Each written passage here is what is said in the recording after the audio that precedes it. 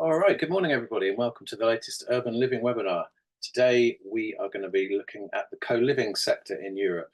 And as I mentioned to our panelists just a minute ago, I still consider the UK to be part of Europe despite Brexit. So we're very much going to be discussing the UK market as well as mainland Europe. Hello, we are in. Slides are going the wrong way there.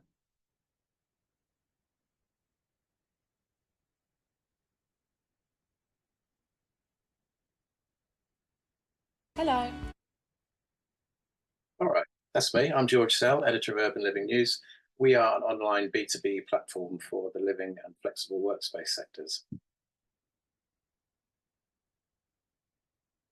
So today's webinar is going to last an hour. We'll have roughly 45 minutes of Q&A with our panelists. We'd like to make it as interactive as possible. So if you have any questions, do submit them using the chat or the Q&A function in Zoom. And we'll send a link to a recording of the webinar to everyone who's registered via email in the next few days. So before we meet our panelists, I just wanted to show a few screen grabs of news stories we've run about co-living on our Urban Living News site, just to give you an idea of some of the developments in the market and some of the topics that we're going to be speaking about today. So as we go from left to right here, a really interesting scheme in London. It's actually a conversion. We're seeing a lot more conversion properties now, and that's in London's Barbican estate, which is one of the iconic brutalist architecture developments in the world. So that's a really interesting one. We're seeing quite a lot of institutional investment in the sector. So Habit has just secured another 40 million euros to fund its acquisition strategy. It recently took over Common, which was for a while the biggest co-living operator in the world. We're seeing new companies and new developments spring up in various territories across Europe. So here, one in Bilbao, which I believe is the first co-living asset in Bilbao.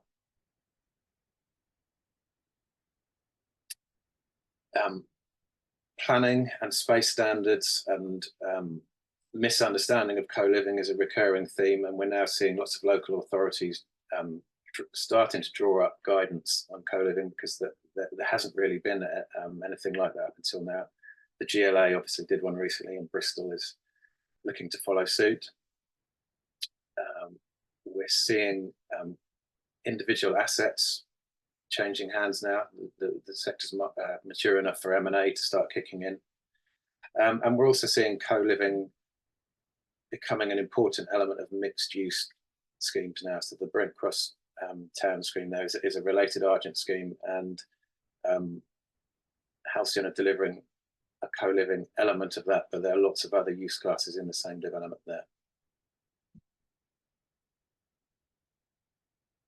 there. And finally, just to show the size of some of the ventures and investments that are starting to happen now. So Regan is forming a 450 million euro JV. And some of the bigger players in the hospitality space are also now entering the co-living market. So Ascot is really pressing ahead with rolling out its Life co-living brand. Okay, so let's meet our panelists, and we'll ask them to introduce themselves from left to right as we see them on the screen. So first of all, Penny, good morning to you. Morning. Hi, really nice to be here. So yeah, my name is Penny Clark. I'm a director and co-founder of Conscious Co-Living, and we're a specialist consultancy. So we work with co-living developers and operators, typically on community and impact strategies, as well as carrying out sector research and content production as well. Thank you, Penny. Harry, welcome to you. Morning all, thanks for inviting me along today. My name's Harry Manley. I'm head of planning at Halcyon Development Partners. We are a specialist co-living developer. To date, over the last 2 years, we've delivered about 800 co-living units to the market. We've got about 1,700 in our pipeline. We're extremely enthusiastic about the sector. We're quite involved in a lot of policy development, and my kind of personal role is to lead on the planning side and secure planning permissions for that future pipeline. an interesting role at the moment, and as much of an educational role as anything else, I should think, at the moment. Absolutely, yeah. Good stuff. Zakee, welcome to you. Morning, George. Thanks for having me on. My name's Zakee. I'm the founder and CEO of Livinc. Livinc's one of the newer brands of the Park Lane Group. As a group, we've been going for about 45 years as a family business, and we operate under various different brands. Rooms and Icon Inc. are some of our well-known brands for apart hotels and luxury PBSA. Within Livinc, we're a developer, operator, and we offer a tech platform for other operators out there. Our HQ is in Leeds in the UK, and I'm currently in Dubai. Thank you, Zakee. And last but not least, Jakob. Good morning to you. I think you're on mute, Jakob. Thanks. Thanks for having me on, and hi to everybody out there. Pleasure to be here. Yeah, I'm from LifeX, where I have the role as a real estate director. Before that, I was part of starting this platform called Project Denmark, where we worked on digitizing the real estate industry. So that is kind of also my métier and an interest of me. So I'm also very happy that this is one of the points to discuss today also. LifeX is a real estate operator of serviced apartments and co-living units. We collaborate with the real estate investors and real estate owners to operate the units under the LifeX brand. LifeX is also a technology provider to the PBSA sector. We have developed our own end-to-end letting, property management, and facility management platform that we also sell as software as a service to other co-living providers or other PBSA providers. All right, thank you, Jakob. If you look in the chat, you will see our panelists' LinkedIn profile. So if you want to carry on the conversation with them after the session, then please do drop them a line. And there's going to be quite a lot of information posted in the chat. So when we get to the end of the session at 12 o'clock, we'll leave it open for a couple of minutes. We can take some notes from there. All right, let's get stuck into the conversation. So we're talking about what is fast growing, but still a very nascent and young sector. So let's start by trying to sketch out where we're at in terms of current market size and potential scope. Penny, do you want to kick off with that and perhaps start by telling us a bit about the UK market, and then we can maybe move on to Europe? Yes, sure. So I think we were just chatting a bit before we got started, and one of the things I mentioned is that we are hearing this same story over and over again in relation to the UK, and listening in a bit on the co-living conference yesterday, also in relation to different regions. So, you know, if you have this collection of factors, cities with a housing shortage, which is a lot of cities, by the way, expensive housing, growing populations, influxes of young people for work, who will want to rent, but they can't quite afford a build-to-rent apartment, but they're still earning quite a decent salary. That's your kind of co-living niche. And we're seeing this play out in many different locations. And for the UK, there are some numbers. There are some industry reports with some numbers, which I have here for you now. So Knight Frank recently released their co-living report, and they talked about the target market being those who are renting shared accommodation in the UK prospectively. So that's 1.7 million in 2022. Savills also released a sector report. They took a slightly narrower approach and said that the core market for co-living, they estimated at 725,000. So they're kind of putting some more parameters around who those people were. So they said they're in between 18 and 35. They don't have children. They're living in the private rented sector. They have a propensity to share. And they also put some parameters around income levels as well. So either way, you know, however you're looking at this, whether you're taking this very broad approach or you're narrowing down a little bit more, it is a highly underserved market in the UK. So the latest figure for operating beds, again, from the Knight Frank report, is about 7,500. And I think it's the same in any city where you have this combination of factors, because this is kind of, it's a group of people that quite often housing forgets. And at this point, co-living is still pretty new as well. And in the UK, this is being exacerbated further as well, because we know that the private rental sector is shrinking, and actually the number of renters is estimated to grow. Great stuff. Thank you, Penny. Harry, have you got anything to add to that in terms of the kind of locations that work best for the product that you're developing? I was interested to hear Chris Saunders from DTZ Investors, which obviously funds the folk portfolio, saying that he thinks the key international cities in Europe might be the next frontier for them rather than the UK regional cities. Do you think there needs to be a certain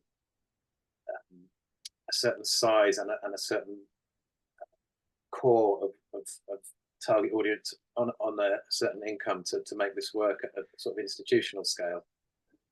Yeah, so I guess a couple of points of that. I guess from our perspective, I think in terms of what drives location, I think what drives that market is location, and accessibility is absolutely key. We only really look at sites that are within a maximum of kind of 10 minutes from a major transport interchange. We just feel that you go beyond that, and the numbers start to struggle a little bit in terms of demand. I think from a price point perspective, and I think when we have looked at other kind of regional options, I think where we've struggled is where co-living fits in relation to from a price point between other rental sectors, whether that's kind of a build-to-rent unit and a house share. And we've always seen that co-living generally tends to sit kind of between the two. And I think if you're at a level where a co-living unit is priced the same or even more than a one-bed build-to-rent unit, you're probably going to struggle to get the same levels of demand in there. So that's our kind of flavour. I mean, I guess just to comment back on some of the elements that Penny spoke about in terms of size of market as well, I think it's quite interesting to look at who your population of the building is in some of those operational assets at the moment. And what we've seen is, there's not one set demographic of person that lives in a co-living building. It's a huge range really of people from different backgrounds, different ages. So we have in our kind of portfolio people from 18 all the way up to 66, average age is about 31, 32, all different kind of ranges of background and also different salary earnings as well. And I think when you look at it like that, you start to appreciate that co-living is really for people at a point in their lives. They may be new to city, maybe they have left a relationship, they might be coming out of house shares, or equally they might be have had their own flat and don't really want that financial burden. So it's quite interesting when you look at that piece as well. And then I guess just in terms of in practice where the market demand is performing, so we've generally seen the kind of as we've opened a building and the next one, the let up has been even better and better. And most recently our building in Battersea, which was in southwest London, just 270 co-living units. We launched that, and we were fully let in 6 weeks. And you're hearing from some of the other developers such as Dandy, that they're kind of outperforming that as well. So the strength of demand, especially in those kind of hot international cities, is very strong at the moment. Yeah, absolutely. I think one thing that can be overlooked is the convenience of the offer. If you don't want to commit to a long-term lease, or if you need to find somewhere in a hurry, or you're not sure how long you're going to be around, but you want a flexible term, there's a lot to recommend the sector in terms of convenience. It's really good in that way. Absolutely. And I think just to add to that is also the accessibility. I think speaking from a kind of London perspective, entering the shared living sector previously, if you were looking at a kind of traditional house share arrangement, there was no institutional model, you couldn't go on a website and book your room, put a deposit on it and move into it there and then. It was very much, you have to be on the ground, you have to, meet people in certain places, go for resident interviews and things like that. So it was, this is the first time there's a kind of a capability to do it professionally, and we think that's a real driver in terms of that level of accessibility. No longer have to play the Russian roulette about who you end up living with either, which is 100%. Jakob, have you got any numbers about the European market? Have you got any idea about how much is out there in terms of inventory and kind of the trajectory of growth? You're on mute, Jakob. Sorry, I haven't got any precise numbers. I just can see, like, from experience and cases that we get in, I can see investments in the sector. I think it is really taking pace. It's been quite. I think it's been going quite slowly in the European market compared to the UK market for the last 5 years. I think the UK is quite ahead of us. But what we experience now is a lot more deals coming in. We also see investment in co-living companies. So I think it is taking pace, and it is both from the planner side, but also from real estate investors and owners side. I think what is maybe also different from the UK market is that we see a lot of, you can see like traditional built to rent apartments, buildings in Europe that we have a lot more of, especially as an example, the German market, that are turned into to co-living, where you actually go in and take like old apartments and then make them into to co-living apartments. And that actually can speed up the processes because we don't have to wait on these lengthy building and planning processes in doing new build only. So I see a market really taking pace. I think a lot of things happening in Germany, France. I now see Spain is also coming up as a very interesting market where things are taking pace. And looking at Scandinavia, I think we're based in Copenhagen, where we have most of our units. We also have units in other European countries. Here, it's we've been here for quite some while, and we see now also institutional players are getting into this space. Sweden is very difficult due to some regulation, but still we see in the outskirts of the cities there's a lot of new big projects there. The same in Finland, and in Norway it's also just it has just started. We are still one of the only players there in the Norwegian market. Thanks, Jakob. Zakee, perhaps in contrast to the DTZ strategy that I mentioned earlier, you are looking at regional cities. So what are the fundamentals that you're looking for in a destination where you're going to develop and operate your own product?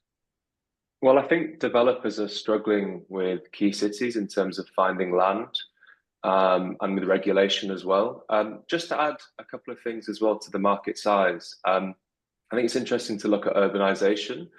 So the UN released some stats saying in the next 25 years, we need living solutions for around 60 million people who will be moving to cities within Europe. So we're definitely seeing an upward trend of the amount of Europe's population living in cities. And just to put it in context, it's 1990 to 2014, that grew from 70% to 73%. And from now to 2050, that will go to 82%. So it's exponentially increasing. And I really think co-living, is a strong solution for that. I think to dissect that more, we should understand out of these 60 million people, why would they want to choose co-living versus the alternatives? The first alternative would be to buy a house, and the affordability of housing in Europe is trending negatively. If you look at Deloitte's property index, it takes over 13 salaries to buy a 70 square meter apartment in the Czech Republic. It's over 7 salaries in the UK and the Netherlands, and it's between 4 and 6 in Belgium, Denmark, and Italy. So I think that's a really strong driving factor for people to stay in a co-living site with no upfront investment, flexible leases, access to everything under one roof, and a high sense of community.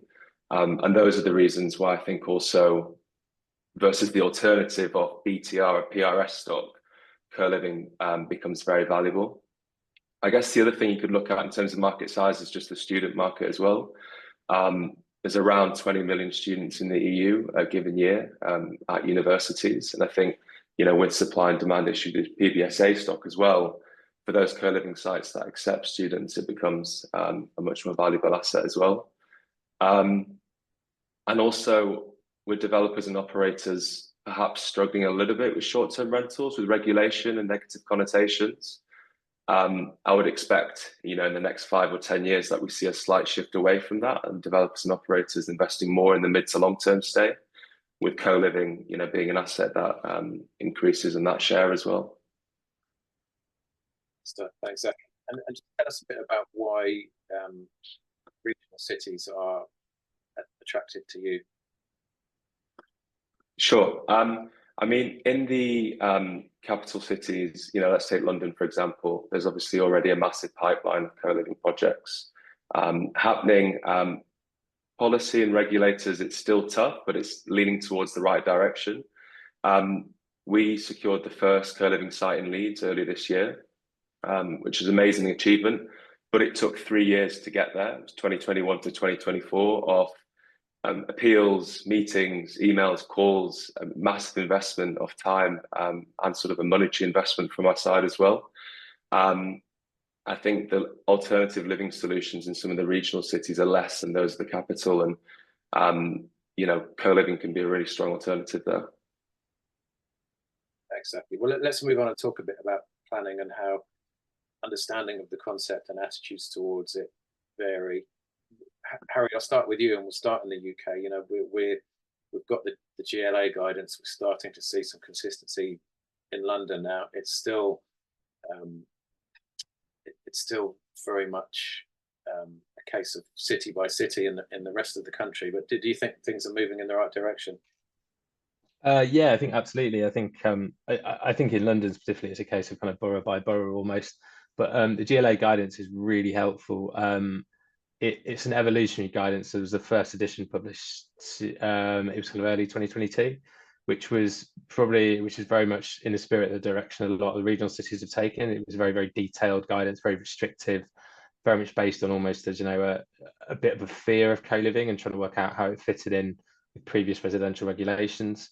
There was a period of about 2 years of consultation until the guidance we know today actually came out, which was a lot more about flexibility, looking to achieve certain quality benchmarks, and allowing for, you know, trying not to be overly prescriptive, allowing for space within the design, you know, because you know, for example, you know, hotels take on different kind of design specifications and things like that, and so it's really, we saw it as a kind of really positive introduction of a kind of London-based guidance to really help some of the boroughs. I mean, having said that, there are still boroughs which are very, very difficult. I've got quite a negative view on co-living, and so I think, as you noted on my intro, much of my job is that kind of education piece. It's helpful with the GLA guidance, and it's even more helpful as well that, you know, we've got operational assets we can take planners around and kind of show them a co-living building in practice, and kind of what it means in terms of what population there is there and how it affects the kind of the wider neighbourhood. But it is still quite tricky, because I think it obviously raises a lot of questions around residential standards, especially size standards. But I think once you get the time with the planners and you get to really demonstrate the benefits of the use, we're starting to see that a lot of them are starting to come around now. Thanks, Harry. Jakob, what about in Europe? How does understanding and attitudes from planners towards co-living? I was at a panel at the co-living conference yesterday, and actually heard a lot of people were very positive about the support that they were receiving from local governments and so on, which surprised me for such a new concept. But what's been your experience? You're on mute, Jakob. Sorry. Our experience really varies, not even just from country to country, but it's from city to city. It's a very, very different attitude we meet. In some cities, they are quite positive about it. We even see now, I think, in Madrid, as an example, that I think they're proactively supporting and encouraging co-living providers and operators to look towards Madrid because of the housing crisis there. In other cities, some of the German ones, we experience that some of them still think that co-living is Airbnb, and are very suspicious and not very supportive. In the Nordics, it's also very different from country to country, but in general, I think there's planners are curious to learn more about, and not necessarily like negative as point of departure. Still, a lot of the regulation around planning is still not very fit for small units. So even though planners are curious and positive, I think planning in most planning rules and planning regulation in most European cities is still a major barrier, really to scale co-living, and especially within like the inner parts of the cities where it is where the need is biggest, there's often very strict housing regulation around rents, around everything, which makes it very difficult. So I see tendency towards more positiveness around it, but still a lot of planning barriers out there. I guess part of the reason that you've got these varying attitudes is that the breadth of product in Europe seems to be much greater than it is in the UK. So I heard a lot about new companies starting up with properties which still had shared bathrooms, shared kitchens, and so on. The kind of thing that we moved away from really in the UK, where we're almost exclusively now looking at new units with self-contained studios, with cooking and bathroom facilities. Does this mean that different product types do better in different countries? Penny, what's your take on that?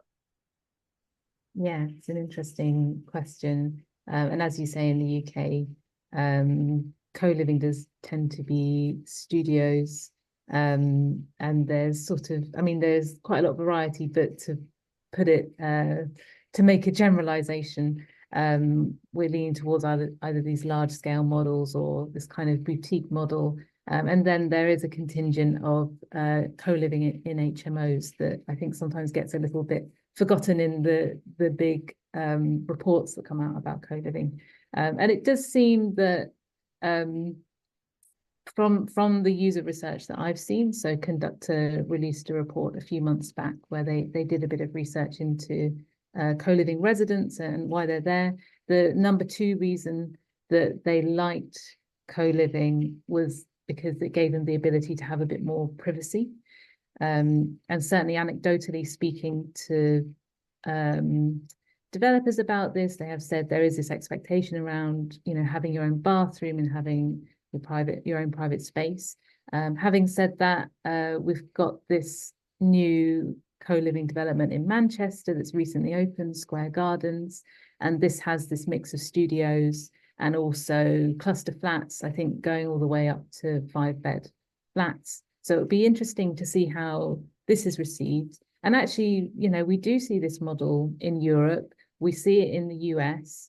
It seems very successful. I think it seems to kind of tick the boxes in terms of, the benefits that co-living can bring, more economically efficient, having the ability to socialize.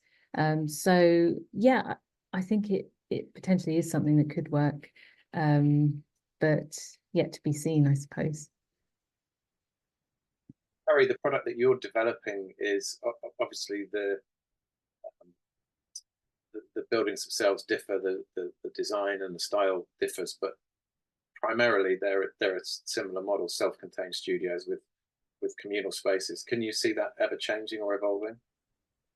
I think for us, I think it's something that we've always sought to kind of promote and kind of stick to that model. And obviously, we're in the kind of process of refinement now. So we've got the benefit of these operational co-living units. So we were able to take various feedback and data and other insights and just continually looking to improve that model, just in terms of the private space and the communal space. I think obviously we're aware of that scheme in Manchester, and I think from our perspective, we probably have some questions around how it works in terms of resident demand. But yeah, so I think we can appreciate there are different types of co-living. It's just that we kind of very much stuck to our guns on the kind of the private studio and the communal space arrangement. And we've obviously seen some really positive results from it. So for now, I think we're kind of staying on that track. Jakob, did you want to comment on that point?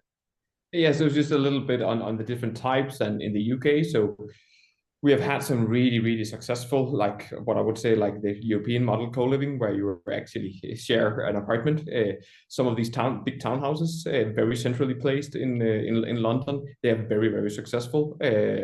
And it is a very popular product. The problem is more on the supply side, that they're very difficult to get, because most of these houses are owned by privately held in London. Whereas if you look to Europe, a lot of the centrally placed, like old apartments, old townhouses, are owned by big investors that rent out in a professional manner. So it's easier for co-living players to get these in European cities than in the UK. And I think this is also one of the reasons between this different product style that has developed in the UK. And what about in the rest of your European portfolio? Is there much variety in terms of the product?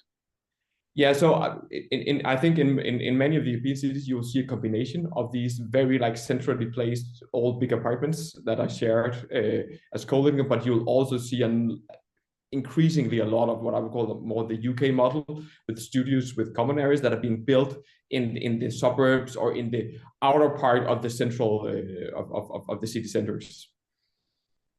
Thanks, Jakob. Zakee, your project in Leeds is an interesting one because you won the appeal, but the local authority were trying to get you to adhere to residential space standards, which obviously makes a co-living project unviable. But you've still got very generous room sizes nonetheless. I think they're up to 30 square meters. Do you think in general that unit size in co-living is gradually getting bigger? Yeah, I think it's an interesting point that Penny said about sort of not disvaluing the more traditional HMO stock that offers a co-living service. I think there's two sides of it. For us, probably similar to Harry, I think it's really important that we have small to generous sized rooms, probably a mix, but then access to amazing facilities.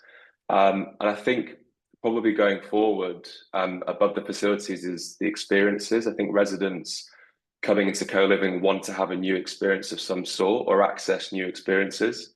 And there was some data, there was a study, I think they interviewed residents and found almost 80% of residents moved to a co-living site for the experiences, but then about 50% moved into them for the costs, in terms of saving costs in one all-inclusive rate. So I think for us, it's really important that we keep the amenity space there. And then also from a tech side, that a resident's able to move in, easily use the experiences side within the building, but then also use experiences outside of the building. If they've relocated to a new city or a new country, they're able to easily integrate in and sort of enjoy that side. And that's what we do in our tech side of the business, and something we'll be releasing soon as well. So I think for us, we'll be sticking with that side for now.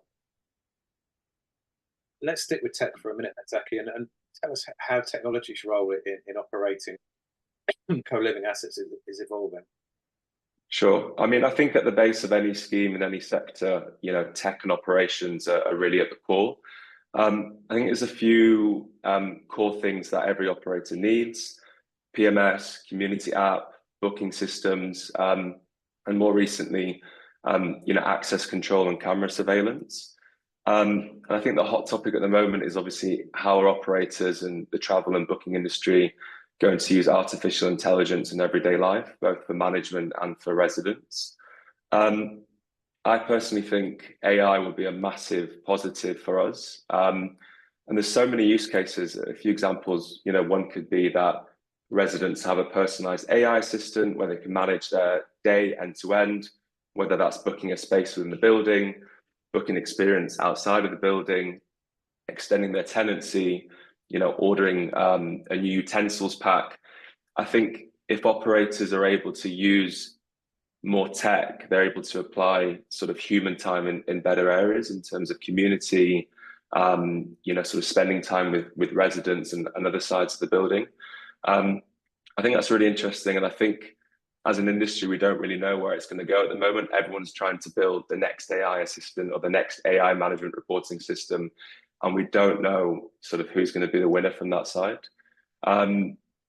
And I think, like I said, on the experience side, there's a lot of room for growth. There's a really interesting company called Mindtrip, based in the US, received a lot of VC money recently. And if you have a play around the system, it's quite amazing where you can just sort of type, I want to do this or I want to do that, and it will give you the options of do it for you. And I think for residents, especially for co-living reasons, that'll be a massive value add for them.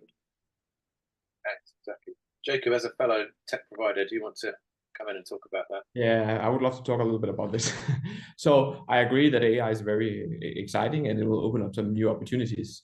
But really, I think instead of many players sitting and staring blind on what to do with AI, I think there's so many things you have to do already now without thinking about AI. It's about building a very robust and coherent system that binds together your letting process, your property management process, your facility management, your communication with the tenants. This is what we have built in LifeX. And without using AI or anything, we have now automated 70% of all conversation with our tenants from letting to they move out is without any human interaction, simply just because of automation processes that we set up. And then it's of course also about improving the experience from the tenant, so it's easy.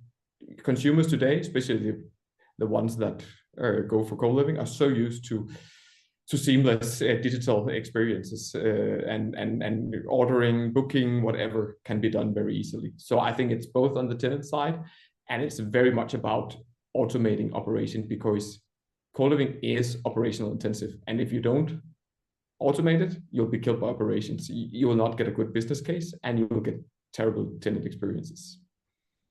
Generally, in terms of the efficiency of the building, in terms of energy use and this kind of thing, technology is crucial in that respect too. Annie, do you want to come in on that? Yeah, just I think that's right, in the discussion of technology and co-living, talking about the potential for managing energy use and being more environmentally sustainable definitely deserves a shout. So there's some great products out there. So Utopia's been floating around for a while. I think they're doing really good work. I've seen some very interesting presentations by them where they talk about how they can measure energy use on a per room basis, and then actually observe, kind of slice users into kind of different user profiles in terms of their energy use. And then this helps the operator, come up with some messaging or some strategies to help bring, maybe some people, are whacking the heating up quite a lot, to kind of help bring that energy use down in an appropriate and gentle way. So I think there's some very interesting intersections where technology can give us visibility on what is often not very visible, energy use, and we can then think about behavior change based on this kind of hard data. So I think there's a lot of potential in that area as well, and especially because because of the density of co-living, because of its central location, it's already quite a sustainable way of living inherently in some of its structures. And this is just one more really exciting way that can be built upon. Thanks. We've got some really good questions coming in from the audience, so I want to save a bit of time to get around to those. So just a couple more questions before we do that. Harry, what do you think are the biggest barriers to co-living's growth, both in the UK and Europe? You could talk about specific individual markets, but also generically the sector as a whole. Probably really regulation and the impact that has on timing, specifically around planning. I think even though obviously we can speak to some really good figures about demand, we found there are still planning authorities who just don't really believe it. And even though obviously this is our business model, we wouldn't want to develop a site unless we genuinely thought it's going to be a huge success. I think there's still a lack of understanding and a lack of wanting to believe that a co-living building can be successful in some locations. And the impact, unfortunately, that has is it means you have a prolonged pre-application planning discussion, which ultimately impacts on your overall timescale for delivery. But equally, I think once you're past planning, the whole approach to kind of building regulation at the moment is changing with the gateway process for those who are familiar with it, and that's ultimately going to have an impact on delivery as well. So you might find a site, acquire it, but you were a number of years from being able to deliver a scheme which is ready to welcome new residents. I think a big kind of delay factor of that is probably regulation. So that's probably the challenge to it. Zakee, would you like to add anything to that, having just gone through a slightly torturous process in Leeds? Yeah, I would 100% echo what Harry said on that. But just to add something else, I think resident profiles. So I think developers and operators should tailor the solution towards a wider customer base, not just the younger demographic, not just students and grads, but actually, some of the profiles we touched on earlier. Divorcees, people living alone, people, perhaps living with someone else as well, relocating to a country, perhaps seconded on a work trip for 3 to 6 months. I think co-living should be targeted to the wider customer base to sort of address it as a solution to the housing crisis in various markets. I think also, historically, there are some negative connotations with co-living, due to the earlier sites having, really small bedrooms and not really any amenity or facility. And I think that's probably just a time thing, similar to the planning, to just allow some of the sites to prove, that the product has changed, and we have moved on. Similarly, I think in terms of time, just allowing some of the sites to mature and to actually reach a proper valuation will help, investors sort of come into the market, and that will, I think, trickle into all sides of it. Okay. Before we get onto audience questions, I just want to ask you all quickly in turn to name 2 markets that you are most excited about in terms of their potential for growth. They can be cities or countries. And I'm going to start with you, Penny. Sure, yes. So I'm going to say, actually, I think London is still a really great market. There's a lot of co-living there, but there's still plenty of room for growth as well. And I think because there is so much co-living there, it just makes it a really exciting place to be, because you get to kind of see all these different examples and see who's living there. And then the other city I'm going to name is Madrid as well, which I think already came up as being quite planning friendly. I've just seen that there's a lot of schemes coming up there. Node has some big schemes. Urban Campus has been there for years. Colonies just announced a new scheme. So that also seems like somewhere that's really exciting for co-living at the moment. Great stuff. Harry, how about you? Yeah, sure. I think on a similar basis to Penny, I'd probably say London first and foremost. I mean, I really do think, we're only scratching the surface in terms of the actual provision of operational rooms at this stage compared to demand, and the Knight Frank report is kind of testament to that. I think in terms of the other market, I'm going to stay obviously very close to southeast England, and probably say some of the satellite towns such as kind of Oxford, Guildford. We've done a scheme in Woking, which we're really excited about coming forwards, as potential really hotspots for growth for co-living. There are other operators who are bringing other schemes forward too, so it'd be exciting to see those come to fruition. Okay, thanks, Harry. Zakee, how about you? So within Europe, I'd say Italy. It's quite interesting. 19% of the PBSA demand in Italy is currently satisfied, the rest unsatisfied. And that varies city to city as well. So in Rome, that goes down to 10%. In Milan, that goes up to 27%. I think Italy has some key student regional cities. And I think, there's massive potential for a co-living product there. For example, Florence is one of the most popular cities for American students to go to within Europe. So I think Italy's a little bit behind, maybe in terms of Spain and France, but there's a huge potential. Outside of the EU, I'd say Dubai. I know we were speaking about this earlier before the course started, but Dubai is a place where 70% of people rent. Co-living, has an almost sort of non-existent voice within the community and within the industry. And it's very normal for tenants to be forced to pay 3 months rent at a time when they're going into the private sector. So although there probably isn't the same imbalance of demand and supply, it's more about the quality of the supply versus the required demand. So I think in the next 5 years, we'll see a massive growth of co-living in the Gulf countries. Jakob, how about you? So first of all, I think Germany, for us, especially Berlin and Munich. Germany is Europe's by far largest rental market, both because there's so many people, but also because they have the biggest share of renters.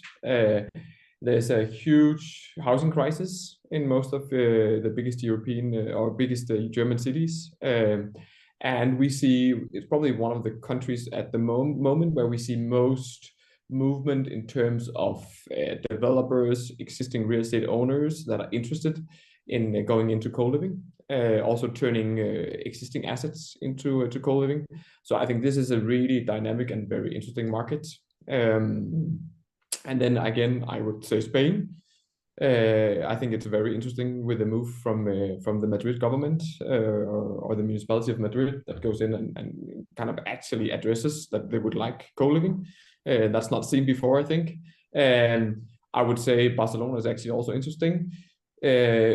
I think the thing about Madrid and Barcelona, which we will follow very closely, is that it's very difficult to get sites just somehow near to the city centers because of the structure of the cities. And in the city centers, most plots, most buildings are owned, like privately held.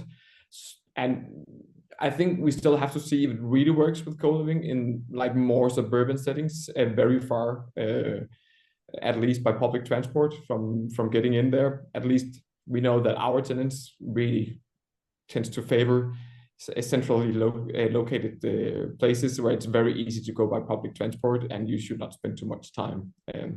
But exciting markets, I think, in Spain. Thanks, Jakob. Okay, let's address some of these questions from the audience. And the first one is for you, Harry, from Adam Lowenthal. He said, I've noticed Folk, Battersea and other operators have started offering nightly and weekly stays. How does this work from a planning perspective? And is blending shortlets the direction of travel for these operators and assets? Yes, sure. Really, really good question. So at Folk, Battersea, an element of the scheme is actually a C1 planning use. So I think 31 of the 270 co-living rooms are effectively short stay rooms. I think where that meets a need is often, for people who so residents who might have, friends that want to stay a few days or some family come to visit, or equally, it's because it's basically just kind of up to 3 months. If people are in between places, finding accommodation for, let's say, a 2-month period is very, very difficult in any kind of other sectors, unless you kind of prepared to live in a hotel for 2 months, which probably isn't ideal from a cost or a social perspective.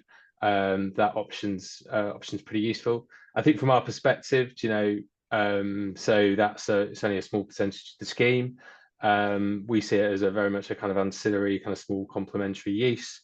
I think if you were looking at a scheme where you're proposing kind of 50-50 long stay versus short stay, then you're probably going to run into some operational issues, probably from the perspective of objectives of those residents. Obviously, some of them are more there on almost holiday terms, and others are there as their kind of long-term home. So you've got to kind of cater for kind of both needs there. So I think we see it as a kind of small kind of complementary ancillary use. Yeah. Thank you.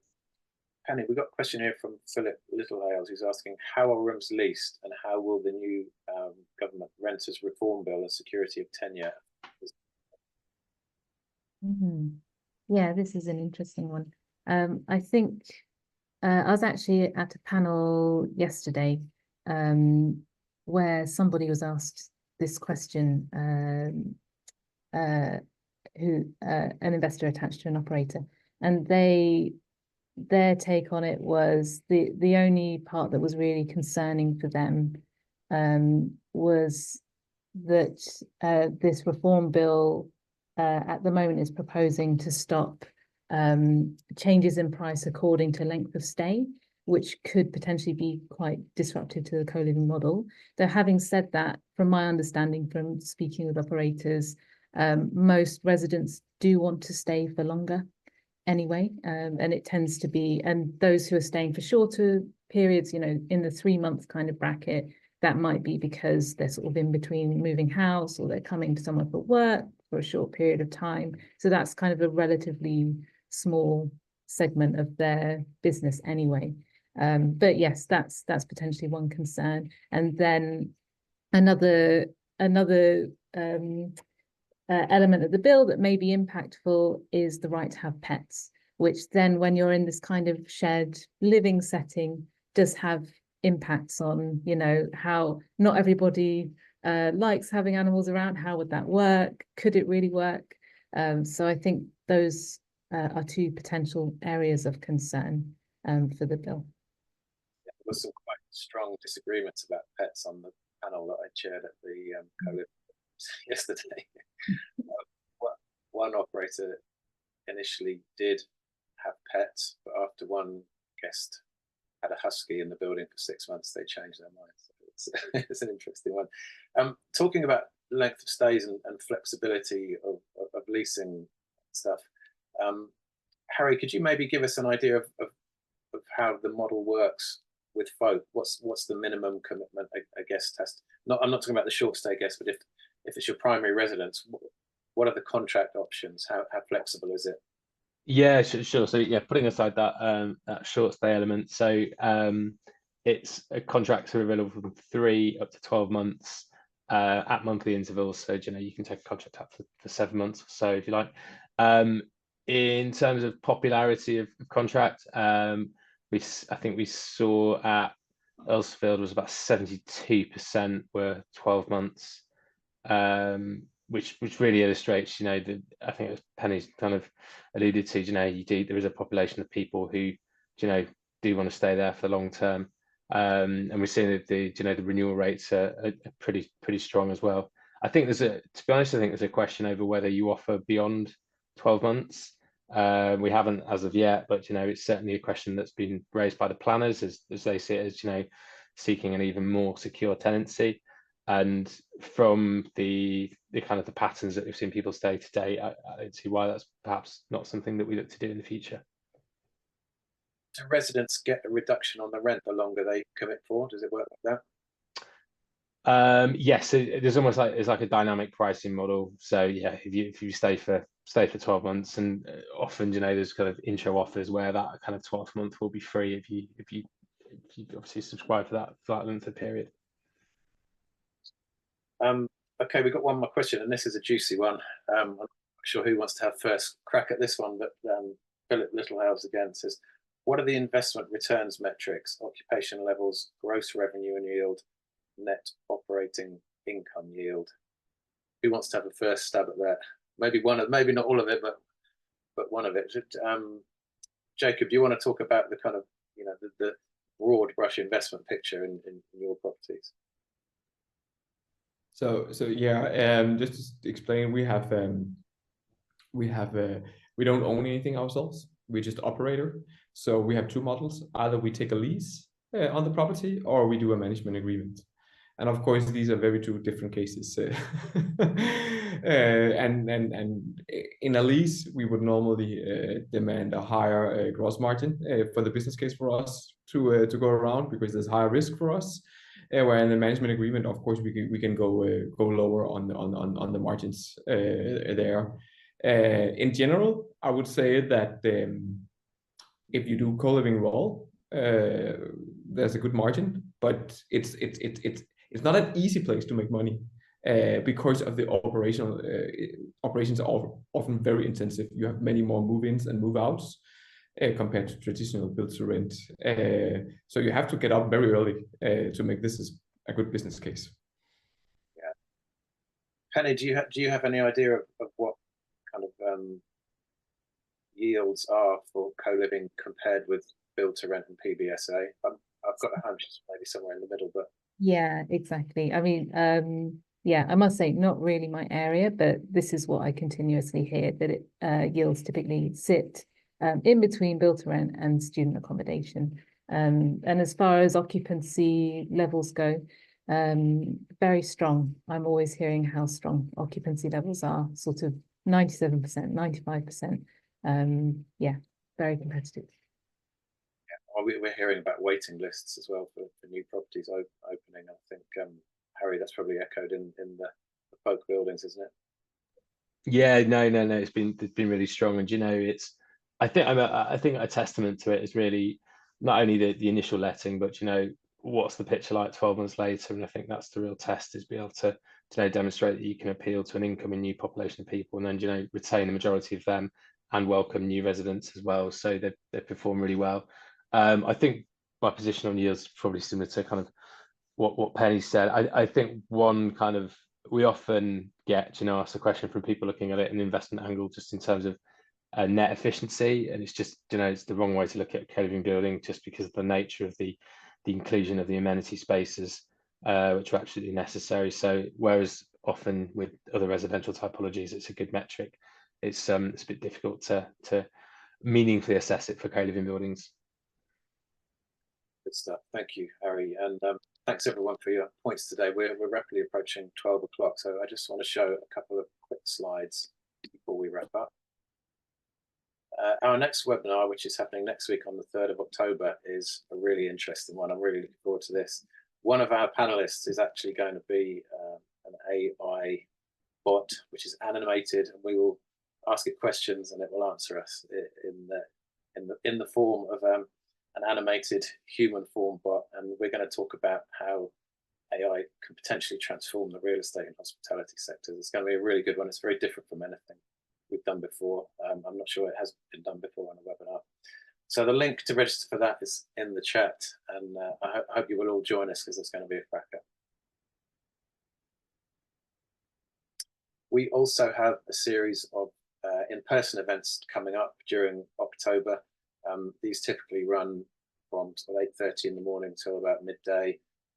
There's quite a lot of networking time, and there are 3 discussions about each of the asset classes that we're covering there. So the first one on the 8th is around senior living, build to rent on the 16th, and then hotels and hospitality on the 30th. And these are all taking place in London, and the link to get tickets for those is also in the chat.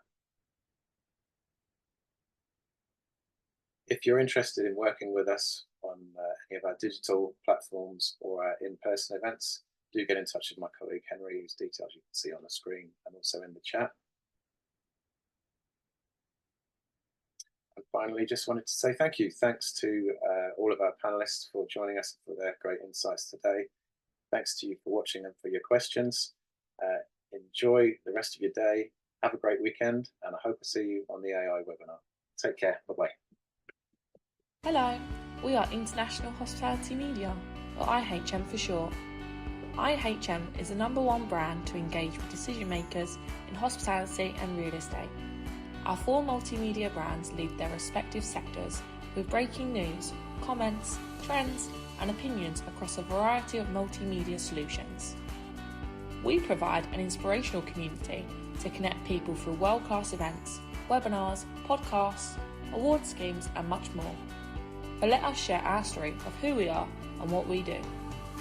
Over 10 years ago, Piers and George had a light bulb moment to provide expert opinion, comments, and low-cost digital content. And so, they went on a journey over the past decade, creating media platforms to serve the hospitality and real estate industries. We now have an engaged audience with a reach of over 60,000 monthly visitors across our website, 52,500 in our email database across all sectors, and over 68,000 across our social channels. Everything we do challenges the status quo. We believe in thinking differently. We make things simple and very easy to work with us, and we're a friendly bunch too. We offer creative solutions to help you achieve your business goals. Read, watch, listen, and meet with IHM. Connect with us for a chat today. Just look at some of the brands we have worked with recently.